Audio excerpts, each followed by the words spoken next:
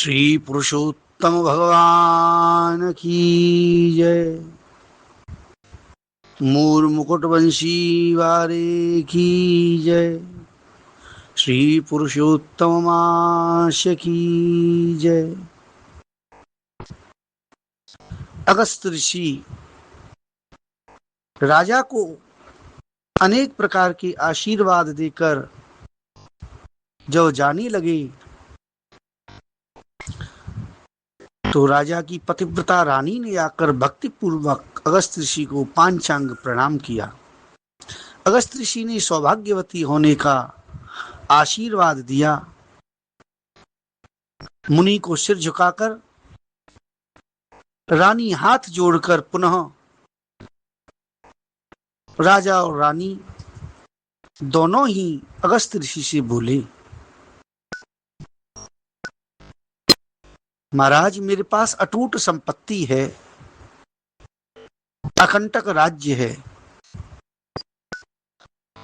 पतिव्रता और आज्ञाकारिणी स्त्री है जो कि निश्चय ही किसी पूर्व पुण्य के प्रभाव से मुझे प्राप्त हुए हैं। श्री नारायण भगवान नारद जी से बोले, जब राजा चित्रबाहु इस प्रकार अगस्त ऋषि से निवेदन करते हैं तो मुनि एकाग्र मन से ध्यान करते हैं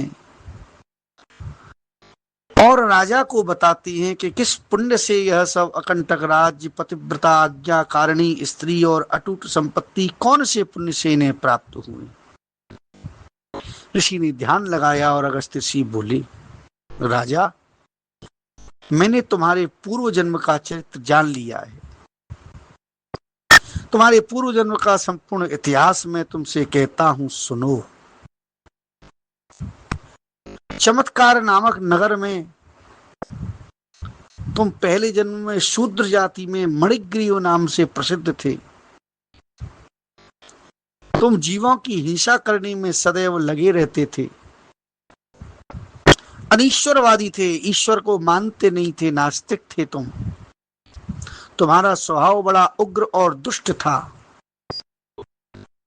दूसरे की स्थितियों को छीनना, दूसरे के धन को छीनना, किसी के किए हुए उपकार को न मानने वाले कृतज्ञ थे तुम। शिष्टाचार इत्यादि कोई भी सद्गुण तुम्हारे अंदर नहीं था, ऐसा तुम्हारा स्वभाव था। और जो इस समय यह तुम्हारी पत्नी है वह पूर्व जन्म में मन, वचन और कर्म से पति परायणा थी, अर्थात उस जन्म में भी ये पतिव्रता थी। यह तुम्हारी पत्नी पूर्व जन्म में भी सदैव पति की सेवा में ही तत्पर रहा करती थी।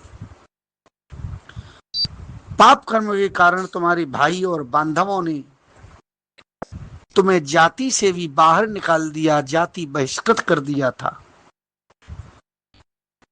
राजा ने भी तुम्हारे इस अपराध के कारण तुम्हारा सब धन छीन लिया था और जो कुछ बाकी बचा था वह जाति के भाइयों ने तुमसे छीन लिया। राजा इस प्रकार उस जन्म में तुम्हारा सब धन नष्ट होने पर तुम्हारी पुनः बहुत धन पाने की इच्छा हुई कि मेरा तो सब कुछ नष्ट हो गया, अब मैं धन किस प्रकार से प्राप्त करूं। राजा धन नाश हो जाने पर भी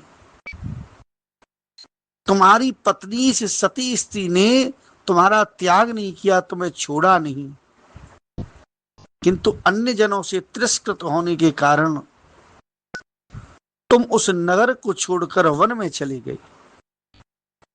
वन में तुम जीवों को मारकर अपना निर्वाह करने लगे, अपना जीवन बिताने लगे। हे राजन, उस समय भी यह पत्नी तुम्हारे ही साथ थी। एक समय तुम मणिग्रीव धनुष बाण लेकर वन में शिकार की खोज में गया। जहां पर बहुत से मृग आदि पशु रहते थे, उसी मनुष्यहीन जंगल में रास्ता भूल गए। वहां महायोगी उपदेव जी अत्यंत थके हुए वहां घूम रहे थे। दोपहर का समय हो गया, रास्ता नहीं मिल रहा था। प्यास के कारण व्याकुल होकर उपदेव ऋषि वहां मूर्छित होकर गिर पड़े और बेहोश हो गए। राजन, ऋषि के दर्शन से तुम्हारा जो हिंसा का स्वभाव था उसमें भी कुछ परिवर्तन आया, तुम्हारे मन में दया उत्पन्न हुई। योगी को मरणासन्न अवस्था हो चुकी थी, उस समय तुम वहां पहुंचे। रास्ता भूले हुए बेहोश उन योगी ब्राह्मण को देखकर तुम्हें दया आ गई, उन्हें उठाकर तुम अपने स्थान पर ले आए। तुम दोनों पति पत्नी ने उनकी सेवा की, उन्हें शीतल जल प्रदान किया, पंखे से उनकी हवा करी। थोड़ी देर बाद योगी उपदेव जी की मूर्छा जब गई तो उन्हें बड़ा आश्चर्य होने लगा। मैं तो वन में था, रास्ता भटक चुका था। मुनि विचार करने लगे, मुझे यहाँ पर कौन लेकर आया, मैं यहाँ किस प्रकार से आया। नारायण भगवान नारद जी से कहते हैं, नारद, तब मणिग्रीव ने कहा, आप घबराइए मत। यहाँ बड़ा सुंदर कमलियों से भरा हुआ सुंदर और स्वच्छ शीतल जल का सरोवर है। आप उस शीतल जल में चलकर स्नान करिए। अपने नित्य कर्म से निवृत्त होकर आप यहाँ पर कुछ फलाहार करिए, कुछ जलपान करिए, फिर सुखपूर्वक सरोवर के किनारे सघन वृक्षों में कुछ देर विश्राम करिए। अगस्त ऋषि राजा चित्रबाहु से कहते हैं, राजा, इस प्रकार योगी उपदेव की मूर्छा चले जाने पर मणिग्रीव की बात सुनते ही वे स्वस्थ होने पर प्यास लगने के कारण वहां से उठे। तो मणिग्रीव ने उनको सहारा देने के लिए उनकी भुजा पकड़ ली। उसी के सहारे वह योगी शीतल जल के सरोवर तक पहुंचे और हे राजन, किनारे पर पुनः विश्राम करने लगे। तालाब के किनारे सघन वृक्ष की छाया में विश्राम करने के बाद स्नान करके नित्य कर्म कर वासुदेव भगवान के पूजन में लग गए। इसके बाद देवताओं का तर्पण किया, पितरों का तर्पण किया, बाद में शीतल जल का पान कर उसी वृत वृक्ष के नीचे आ बैठे। तब अपनी स्त्री के साथ मणिग्रीव ने आकर मुनि को प्रणाम किया तथा उनका सत्कार किया और मणिग्रीव मुनि योगी से बोला कि हे योगी, हमें उद्धार करने के लिए आज आप यहाँ पधारे हैं। आपके दर्शन मात्र से ही मेरे पाप दूर हो गए हैं।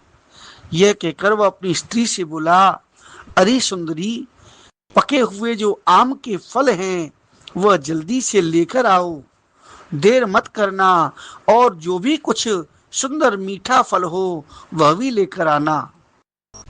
इस प्रकार अपने स्वामी के वचन सुनकर वह पतिव्रता स्त्री शीघ्र ही उठकर आश्रम से कंद फल इत्यादि लेकर आई और ब्राह्मण के सन्मुख उसने रख दिए।